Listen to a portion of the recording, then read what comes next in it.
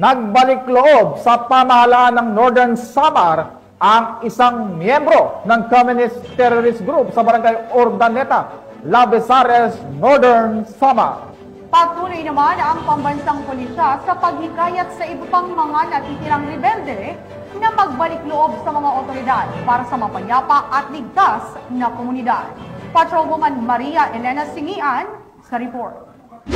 Yung nagbalik loob sa pamahalaan ng isang miyembro ng Communist Terrorist Group sa Barangay Urdaneta, Labezares, Northern Samar. Ang pagbabalik loob ay resulta ng matagumpay na pagsisikap at panawagan ng mga tauhan ng 804th Maneuver Company Regional Mobile Force Battalion 8. Samantala, nakatanggap naman ang nagbalik loob ng agarang tulong pinansyal mula sa mga kapulisan. Ang nasabing surrendery ay nasa kustudiya ng 804th Maneuver Company RMFBA para sa facilitation ng kanyang posibleng enrollment sa programa ng ating gobyerno na Enhanced Comprehensive Local Integration Program o ECLIP. Muling hinimok ng PNP ang iba pang mga miyembro at taga-suporta ng CTGs na iwaksina ang maling ideolohiya at magbalik loob sa pamahalaan upang makasama ang kanilang mga mahal sa buhay at mamuhay ng payapa.